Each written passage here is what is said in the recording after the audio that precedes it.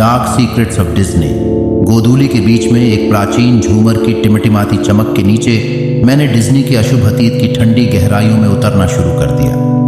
नापाक जादू और निषिद्ध गलियारों की अफवाहों ने मुझे जादुई साम्राज्य के भूले हुए हिस्से में खींच लिया था, जहां परछाइयां निरंतर प्रेत की तरह चिपकी रहती थीं। जब मैं भूले हुए आकर्षणों की मकड़ी के जाले से भरी भूल भुलैया में घूम रहा था तो हवा में भारी शांति थी।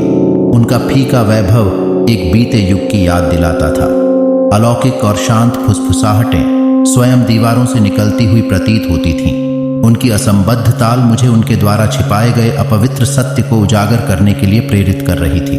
उदासी से छिपे एक कोने में मेरी नज़र एक प्राचीन पांडुलिपि पर पड़ी।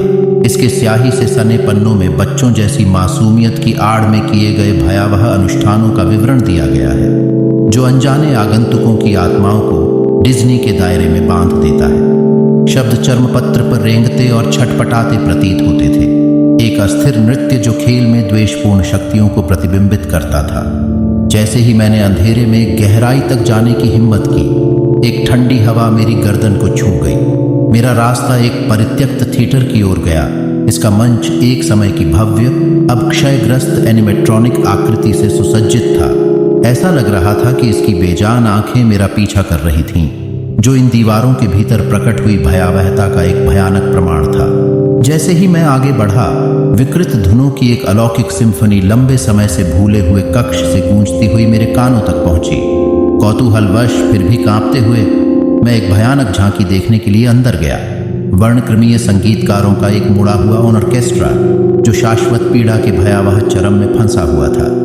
उनके तार वर्णक्रमीय कंपन उत्सर्जित करते थे, जिससे एक अस्थिर सामंजस्य पैदा होता था जो मेरी हड्डियों तक गूंजता था। ऐसा लग रहा था कि दीवारें अंदर बंद हो रही हैं। एक दमनकारी उपस्थिति मुझ पर दबाव डाल रही है। एक फुसफुसाहट एक पीड़ादायक विलाप में बदल गई, रिहाई के लिए तरस रही पीड़ित आत्माओं का एक समूह। जैसे ही मैं भयावह सिम्फनी से भागा, मेरे सीने में घबराहट फैल गई।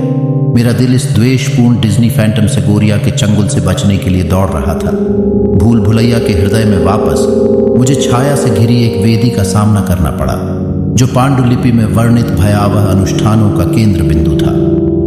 ऊपर एक बलि का प्रसाद पड़ा था, मासूमियत का एक अवशेष खो गया था।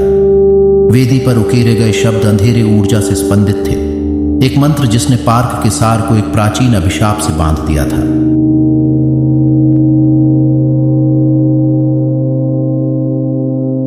जैसे ही मैंने जादू और द्वेष का अपवित्र मिलन देखा, मेरे सामने एक वर्णक्रमीय आकृति साकार हो उठी।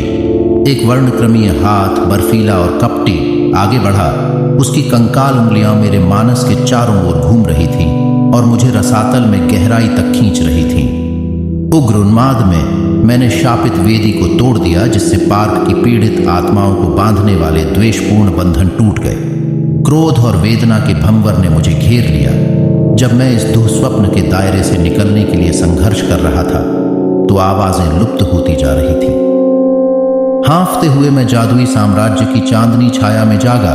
मेरी कष्टदायक परीक्षा की गूंज अभी भी मेरे दिमाग में गूंज रही है। डिज्नी के सबसे गहरे रहस्यों का खुलासा हो चुका था, जिससे मुझे हमेशा के लिए उन द्वेषपूर्ण फुसफुसाहटों ने चिन्हित कर दिया, जो मेरी आत्मा को फंसाने की कोशिश कर रही थी। अंत में जादू के आकर्षण ने मुझे धोखा दिया।